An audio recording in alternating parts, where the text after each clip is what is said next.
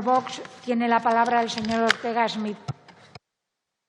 Muchas gracias, señora presidenta. Señora fiscal general, quisiera comenzar estas primeras palabras agradeciendo y reconociendo a esos pocos 2.500 fiscales que, en cumplimiento de la misión constitucional del artículo 124 y del Estatuto Orgánico del Ministerio Fiscal, artículo 2.1, llevan a diario una extraordinaria labor con una carencia importante de medios humanos y materiales, como accionar la justicia, como defender el interés general, el interés público, el interés de todos los españoles y velar por la independencia de la justicia y hacerlo conforme a los principios de legalidad y de imparcialidad.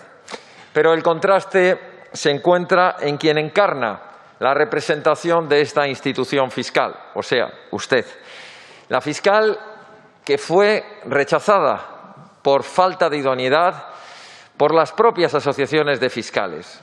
La fiscal que fue reprobada 2 veces en el Congreso de los Diputados y 1 vez en el Senado, que tenía un evidente vicio de origen, habiendo pasado, como ya se ha mencionado reiteradamente, del Ministerio de Justicia del Partido Socialista a convertirse al día siguiente en la fiscal general del Partido Socialista. Pero algo le pasa a la Fiscalía General del Estado, y esto es usted una más.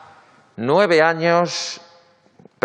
años, 9 fiscales, cuando el mandato es de 4 años. Usted ha repetido en su exposición hasta la saciedad, he perdido la cuenta, que se siente orgullosa, muy orgullosa, y además hace unos aspavientos que algunos pensamos que iba a salir volando.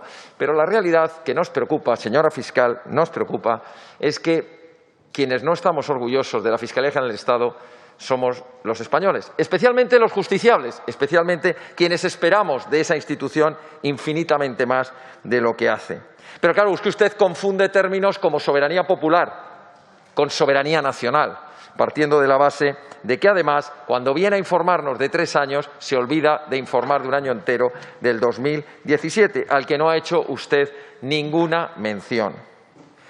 Pero fíjese usted, también ha mencionado varias veces, reiteradamente, que usted se compadece de los que murieron por el COVID, que usted tiene presente a nuestros ancianos, que usted no se olvida de las residencias. Pero oiga, usted mantuvo al teniente fiscal Navajas fuera del plazo legal de su mandato, que son 5 años, conforme al artículo 41 del Estatuto Orgánico del Ministerio Fiscal, para que pudiese salir corriendo a firmar los informes para que se archivasen todas esas querellas que se quería investigar, precisamente los desmanes y los abandonos de este Gobierno criminal que desgraciadamente nos preside. Y a continuación de firmar esos informes le dieron la jubilación que tenían que haberle dado 2 años antes y por tanto se la dieron en diciembre del 2020. Yo le voy a hacer una serie de preguntas. No sé si va a tener usted a bien responderlas o va a seguir haciendo aspavientos verbales y gesticulares sin entrar en ninguna respuesta. ¿Va usted a seguir la senda de los valientes fiscales de sala del Tribunal Supremo que, con esta acusación popular de Vox, lograron sentar en el banquillo a los golpistas? No presos políticos, políticos delincuentes que han sido condenados cuando no salieron corriendo como cobardes, fugándose de la justicia. ¿Va usted a mantener esa valentía y decirle al Gobierno de España, por cierto, con el que tiene usted muy buenas relaciones, que no se puede conceder el indulto? Que sería no un indulto, sería un insulto al Estado de Derecho y a la democracia poner en la calle a los golpistas. Segunda pregunta. Explique a los españoles y explique en esta comisión ¿por qué no recurrió usted ese fraudulento 3er grado? Esa semilibertad en la que se encontraron esos condenados que salieron a la calle y que estuvieron haciendo campaña política. Eso es un fraude procesal, es un fraude legal y me atrevo a decir que es un fraude electoral. Pero bien lo sabe usted, señora fiscal, y bien lo reconoció, porque si las elecciones terminaron el 14 de febrero, usted interpuso el recurso justo el día siguiente, el 15 de febrero. También le voy a preguntar qué acciones legales va a llevar adelante contra todas las organizaciones, partidos políticos, instigadores y cómplices de todas las turbas violentas que han destrozado comercios, atacado a nuestra policía en defensa de un condenado reiterado y que han tenido el apoyo del vicepresidente del Gobierno, Pablo Iglesias, y de un diputado de esta Cámara, podemita, Echenique. ¿Va a iniciar usted acciones contra quienes impulsan, alientan, jalean y justifican la turba violenta en la calle, la violencia? En concreto, ¿va a solicitar usted, que ha venido aquí a darnos tantos consejos de lo que tenemos que hacer el Poder Legislativo, que se refuercen los delitos de odio por motivos ideológicos, que se refuerce el delito de atentado por quienes atacan a las fuerzas y cuerpos de seguridad del Estado, que se refuerce el delito contra por desórdenes públicos por quienes incendian las calles de tantas ciudades de España? Le pregunto también, en el año 2020 ha habido 193 delitos de enaltecimiento del terrorismo, de etarras asesinados. Etarras asesinos. ¿Usted va a pedir que se refuerce precisamente estos delitos? ¿O se va a unir también desde la Fiscalía a quienes corean para que se siga humillando a las víctimas y se siga ensalzando y promoviendo el delito y a los criminales? Me hubiera gustado que usted hubiera interrumpido cuando una representante bilduetarra se ha atrevido a hablar de torturas, negando la existencia de un Estado de Derecho y de la justicia. Y hubiera utilizado usted este argumento.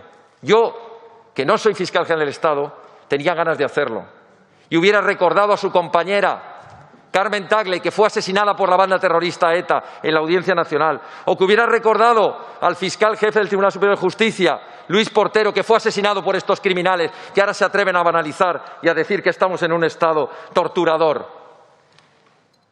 Le pregunto también, señora fiscal general del Estado, ¿va a llevar a cabo la acción de la justicia instando todas aquellas querellas que sean necesarias, incluso las de la ilegalización, contra aquellas asociaciones, contra aquellos partidos y contra aquellas organizaciones que alientan, promueven y facilitan el tráfico ilegal de personas, la inmigración ilegal, las ocupaciones ilegales de propiedad privada o pública, que promueven el delito de odio, por ejemplo, por razones de opinión política, como tuvimos que sufrir en Cataluña, y no le escuché a su Fiscalía decir nada, un partido político, tercera fuerza política nacional en España, que tuvimos que sufrir todos los días de la campaña el odio, las piedras, las amenazas y las agresiones? ¿Va usted a hacer algo contra quienes pretenden acabar con la acusación popular, que fue la que sentó precisamente a quienes querían acabar con el Estado de Derecho y con la Constitución en un golpe de Estado en Cataluña? Y le pregunto también,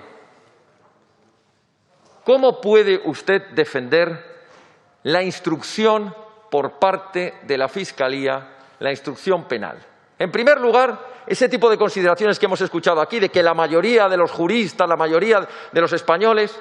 Pero ¿cómo vamos a confiar en la instrucción penal nada menos que a una Fiscalía que por su jerarquía, por su unidad de actuación, tiene una dependencia directa con el Gobierno, sea del color que sea, que no es independiente, que además carece absolutamente de medios? No llegan ustedes, y se lo dice quien ha ejercido durante muchísimos años en los tribunales, no llegan ustedes a emitir informes, terminan poniendo un visto porque no tienen tiempo ni de redactar 4 líneas cuando tienen que informar.